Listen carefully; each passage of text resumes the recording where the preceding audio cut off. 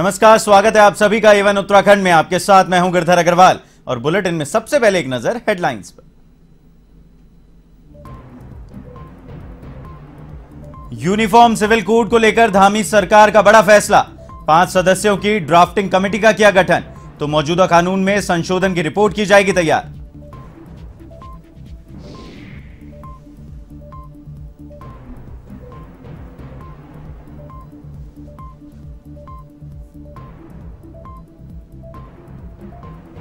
चंपावत उपचुनाव में योगी आदित्यनाथ की एंट्री। धामी के समर्थन में टनकपुर में किया रोड शो। धामी ने कहा प्रदेश में भी चलेगा बुलडोजर, तो योगी बोले चंपावत करेगा उत्तराखंड के विकास का नेतृत्व।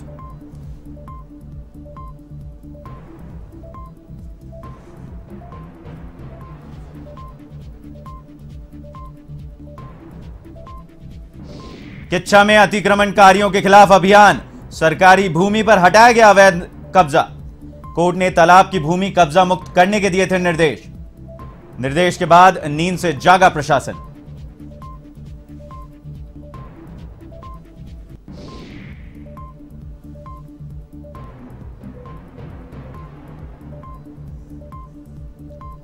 लक्सर में अपहरण कर फिरौती मांगने वाले बदमाश गिरफ्तार।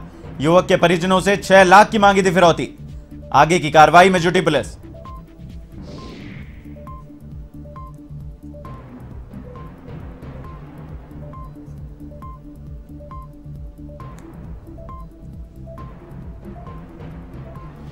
चारधाम में यात्रियों की भीड़ से घोड़े खच्चरों की आई शामत। अब तक 60 से ज्यादा घोड़ों की मौत। नवोत्थान सोसाइटी के अध्यक्ष नलिनी तनेजा ने जताया विरोध। मालिकों के लाइसेंस कैंसिल करने और जुर्माना लगाने की मांग।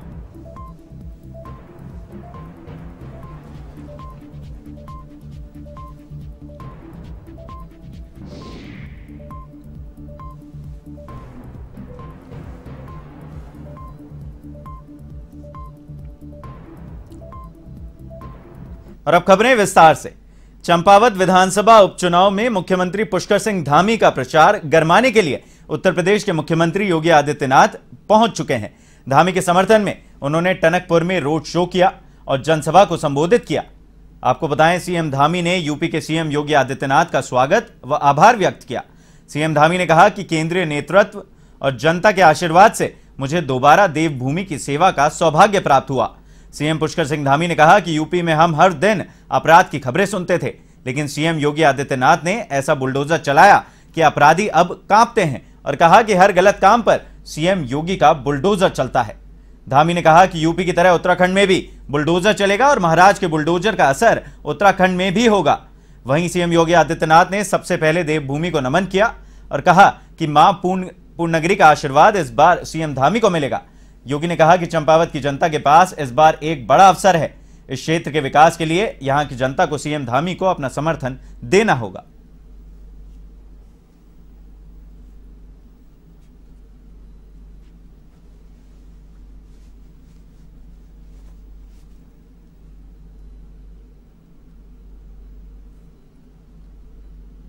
चंपावत उपचुनाव में सीएम धामी के लिए समर्थन जुटाने उत्तर प्रदेश के सीएम योगी आदित्यनाथ चंपावत पहुंचे, जहां उन्होंने एक बड़ी जनसभा को संबोधित किया और मुख्यमंत्री पुष्कर सिंह धामी के लिए जनता से वोट मांगे।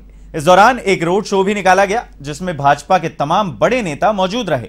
आपको बताएं, उपचुनाव को लेकर बीजेपी और कांग्रेस के नेताओं ने चंपावत में डेरा डाला हुआ है।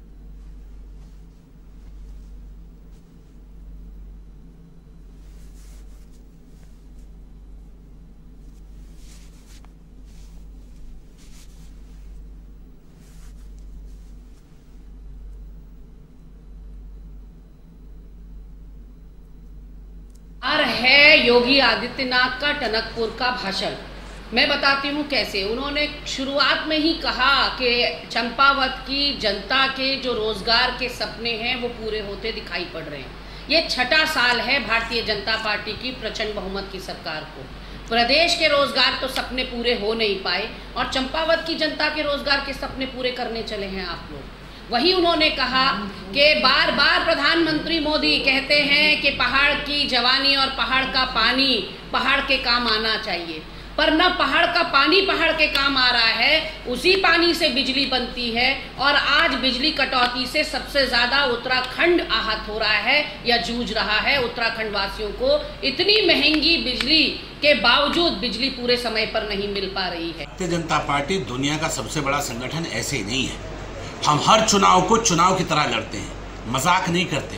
कांग्रेस ने हर चुनाव को मजाक में लेना शुरू कर दिया, जनता ने कांग्रेस को मजाक में लेना शुरू कर दिया। भारतीय जनता पार्टी इस जीत को ऐतिहासिक जीत बनाना चाहती है और आज इस ऐतिहासिक जीत में 4 चांद लगाने युवा मुख्यमंत्री योगी आदित्यनाथ जी भी आए। और मैं ये कह सकता हूँ कि ये जीत ऐतिहासिक जीत होगी, उत्तराखंड के चुनाव की सबसे बड़ी जीत होगी।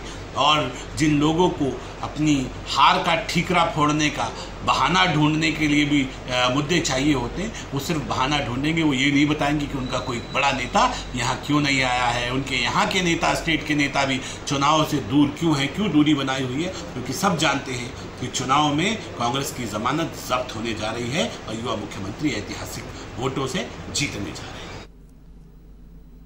उत्तर प्रदेश के सीएम योगी आदित्यनाथ चंपावत के टनकपुर पहुंचे, जहां उनका भव्य स्वागत किया गया। इसके बाद योगी आदित्यनाथ ने सीएम धामी और निवर्तमान विधायक कैलाश गहतोड़ी के साथ एक रोड शो किया और चंपावत के लोगों से धामी के समर्थन में वोट डालने की अपील की। आपको बताएं, योगी के दौरे को लेकर मंत्री प्रेमचंद अग्रवाल ने कहा कि सीएम योगी और सीएम धामी के संबोधन को सुनने के लिए हजारों की संख्या में जनता एकत्र हुई, जिससे साफ जाहिर होता है पुष्कर सिंह धामी चंपावत विधानसभा से उपचुनाव भारी बहुमत से जीत रहे हैं।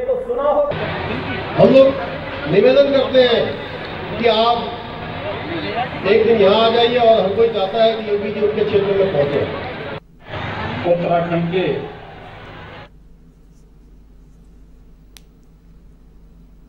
जिस प्रकार का उपचुनाव में यहाँ मैं कार्यकर्ताओं का उत्साह देख रहा हूँ, जनता में बहुत उमंग, एक उल्लास का वातावरण देख रहा हूँ। और आज उत्तर प्रदेश के माननीय मुख्यमंत्री आदरणीय योगीनाथ जी का भी यहाँ उद्बोधन हुआ, उनका मार्गदर्शन मिला और जनता में उनके आने के बाद एक अजीब सा उत्साह में देख रहा था। तो मैं कह सकता हूँ कि जिस तरह से हमारे माननीय धामी साहब जो हमारे युवा मुख्यमंत्री हैं, बहुत ही कर्मठशील मुख्यमंत्री हैं, वो यहाँ से चुनाव भी लड़ रहे हैं और निश्चित रूप से चुनाव तो जीत ही रहे हैं। अब हम ये देखने वाले हैं कितने बड़े अंतर से जीत रहे हैं। चंपावत उपचुनाव के दौरान जहां यूपी के सीएम योगी आदित्यनाथ उत्तराखंड के मुख्यमंत्री पुष्कर सिंह धामी के समर्थन में वोट मांगते नजर आए, वहीं चुनावी रैलियों को संबोधित भी किया। वहीं अखिल भारतीय अखाड़ा परिषद के अध्यक्ष रविंद्रपुरी महाराज भी सीएम धामी के समर्थन में प्रचार करते नजर आएंगे। शनिवार को रविंद्रपुरी महाराज ने सीएम धामी के समर्थन में उनकी ओर से किए गए विकास कार्यों पर एक पैम्फलेट भी जारी किया है। भाजपा प्रदेश कार्यकारिणी सदस्य सुमित अदलखा ने कहा कि 31 मई को होने वाले मतदान को लेकर भाजपा कार्यकर्ताओं के साथ आम लोग भी जोश में हैं और रविंद्रपुरी जी महाराज 3 दिन चंपावत प्रवास पर रहेंगे। महंत रविंद्रपुरी महाराज ने सीएम धामी की जीत सुनिश्चित बताई और कहा कि जनता भी उन्हें जिताने का संकल्प ले चुकी है।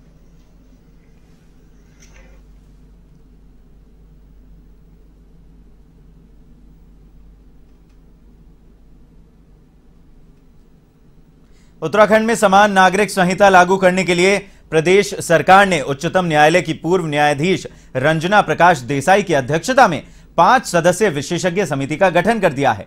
आपको बताएं, कमेटी राज्य के सभी लोगों के व्यक्तिगत नागरिक मामलों को लेकर नियंत्रित करने वाले सभी प्रासंगिक कानूनों की जांच करने और मसौदा कानून या मौजूदा कानून में संशोधन की रिपोर्ट तैयार करेगी। समिति में सिक्किम उच्च न्यायालय के पूर्व मुख्य न्यायाधीश प्रमोद कोहली, पूर्व मुख्य सचिव, पूर्व कुलपति और एक सामाजिक कार्यकर्ता को सदस्य बनाया गया है। बता दें कि मुख्यमंत्री पुष्कर सिंह धामी ने विधानसभा चुनाव के दौरान राज्य में समान नागरिक संहिता लागू करने की घोषणा की थी। उन्होंने भाजपा के सत्ता में वापसी करने के बाद सबसे पहले समान नागरिक संहिता के मामले में निर्णय लेने का ऐलान किया था।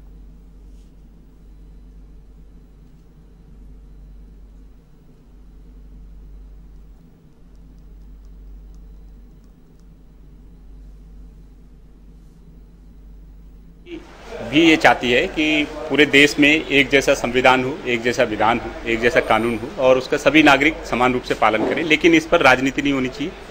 और दूसरा, इसका उपयोग राजनीतिक ध्रुवीकरण के लिए नहीं होना चाहिए।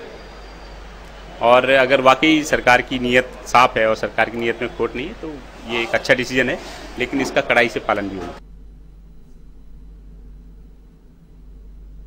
स्वास्थ्य और शिक्षा मंत्री डॉक्टर धन सिंह रावत अल्मोड़ा दौरे पर रहे, जहां उन्होंने प्रसिद्ध चितई मंदिर में सपरिवार पूजा अर्चना की और बेस अस्पताल का औचक निरीक्षण किया। आपको बताएं, व्यवस्थाओं का जायजा लिया गया। उन्होंने कहा कि स्वास्थ्य सुविधाएं दुरुस्त करने के लिए सरकार प्रयासरत है। जल्द ही फैकल्टी की कमी को पूरा किया जाएगा और असिस्टेंट प्रोफेसर के 340 पदों पर विज्ञप्ति जारी कर दी गई है, जिनकी जुलाई महीने तक चारों मेडिकल कॉलेज में नियुक्ति की जाएगी।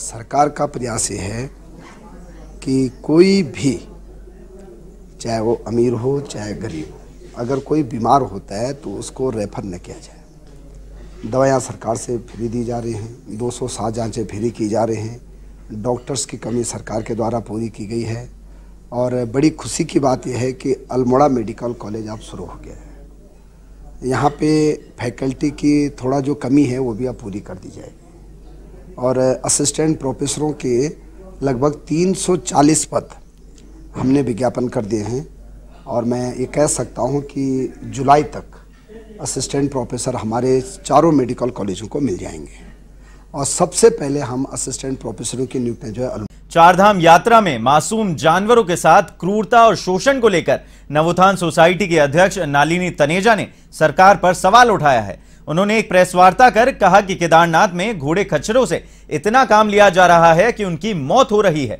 और उसके बाद उन्हें नदी में फेंक दिया जा रहा है। उन्होंने कहा कि अब तक 60 से ज्यादा घोड़े मर चुके हैं और उनकी मृत्यु का मुख्य कारण ग्लेशियर का ठंडा पानी पिलाना है। साथ ही जानवरों की मौत उनके मालिकों की लापरवाही से होने पर उनका लाइसेंस कैंसिल करने और जुर्माना लगाने की बात मांग की है। इन दोनों की जिम्मेदारी बनती है जो ये यात्रा करते हैं। चारों धाम की जो यात्रा है, चार धाम की जो यात्रा है वो मेन उसमें चलते हैं। ऐसा नहीं है कि मांगे सरकार से या पशु मंत्रालय से ये हैं कि उसमें सबसे पहले हरे चारे का प्रबंध किया जाए। पहली बात, एक टाइम लिमिट होनी चाहिए कि एक बार में गधा घोड़ा खच्चर जो है वो एक ही बार ऊपर जाएगा, नीचे आएगा। दूसरी बात, तीसरी बात, हर 4, 6, 8 किलोमीटर के बाद एक रेस्टिंग पॉइंट होना चाहिए जिसमें उनको गर्म पानी, थोड़ा सा गर्म पानी और चारा और रेस्ट, उनको बैठाया जाए, रेस्ट करवाया जाए। 5वीं बात, घोड़े के गले में आईडी कार्ड होना ज़रूरी है, ओनर का रजिस्ट्रेशन होना ज़रूरी है। और 6ठी बात, 15 दिन के बाद, हर 15 दिन के बाद मेडिकल चेकअप होना जानवरों का बहुत ज़रूरी है। तो ये हमारी 5 मांगें हैं। और अगर कोई खच्चर मरता है ओनर की लापरवाही से तो उसका लाइसेंस रद्द होना चाहिए, उस पर फाइन लगना चाहिए। उधम सिंह नगर के किच्चा में प्रशासन ने सरकारी भूमि पर अवैध रूप से कब्जा करने वाले अतिक्रमणकारियों के खिलाफ अभियान चलाया है। अभियान के दौरान तहसील प्रशासन एवं पुलिस प्रशासन की टीम ने जेसीबी से पक्के निर्माण को तोड़ा। हाईकोर्ट ने तालाब की सरकारी भूमि को कब्जा मुक्त कराने के निर्देश दिए हैं। हाईकोर्ट के निर्देश के बाद नींद से सो रहा प्रशासन अब अतिक्रमणकारियों के खिलाफ कार्रवाई कर रहा है। उधम सिंह नगर के पुलभट्टा थाना अंतर्गत ग्राम भंगा क्षेत्र में प्रशासन ने अतिक्रमण के खिलाफ अभियान चलाया। किच्चा के उप जिला अधिकारी कौस्तुभ मिश्रा के नेतृत्व में तहसील प्रशासन, पुलभट्टा थाना पुलिस की टीम मौके पर पहुंची और कार्रवाई को अंजाम दिया।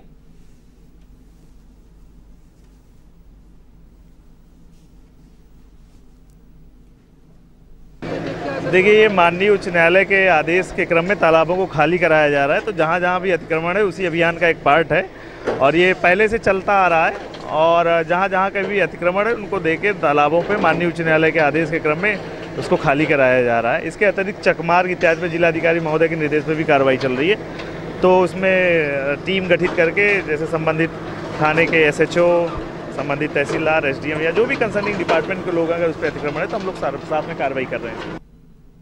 वहीं हरिद्वार के लक्सर में पुलिस ने अपहरण कर फिरौती मांगने वाले बदमाशों का खुलासा कर दिया है। पुलिस ने 2 बदमाशों को हरियाणा के पानीपत से गिरफ्तार किया है। आपको बताएं, इसके साथ ही अपहृत युवक को भी सकुशल प्राप्त किया। बता दें कि बदमाशों ने युवक का अपहरण कर परिजनों से 6 लाख की फिरौती मांगी थी। फिलहाल पुलिस आगे की कार्रवाई में जुटी हुई है।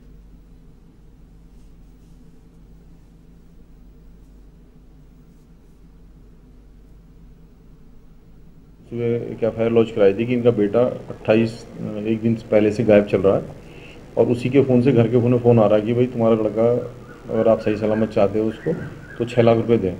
तो हमने तत्काल उच्च अधिकारियों को अवगत कराते हुए इसमें FIR दर्ज करी और एक टीम गठित करते हुए हम ऋषिकेश कोतवाली पुलिस ने नशे के 3 सौदागरों को बनखंडी के पास से गिरफ्तार किया है। आपको बताएं, आरोपियों की तलाशी में पुलिस ने 25.13 ग्राम स्मैक बरामद की है। मुकदमा दर्ज करने के बाद आरोपियों को न्यायालय में पेश किया गया, जहां कोर्ट ने सभी को जेल भेज दिया है।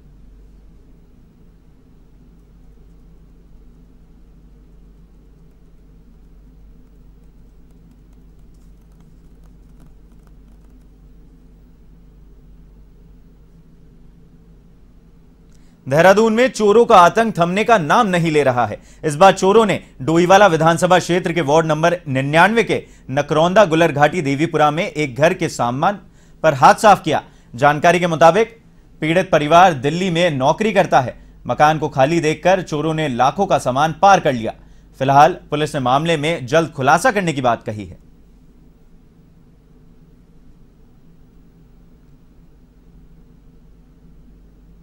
पड़ोसियों ने बताया हमें 9:30 बजे करीब कि आपकी यहाँ पे चोरी हुई है ना, ताला टूटा हुआ है, आपके इधर टूटा हुआ है। उसके बाद कह रहे कि अंदर टीवी चले गए, नल चले गए, बस यही है सब। नहीं जी, हमें कोई शक किसी पे है नहीं। और अब किसको बताएं हम शक? यहाँ 10 आ रहे 10 जा रहे, हमें कोई शक नहीं है किसी पे, है ना। अब किसको पकड़े हम? अब ये काम है जो करने वाला करेगा, जो जिसका काम है वो अपना ड्यूटी कर। बुलेटिन में फिलहाल के लिए बस इतना ही। देश और दुनिया की तमाम बड़ी खबरों के लिए आप देखते रहिए A1 TV। नमस्कार।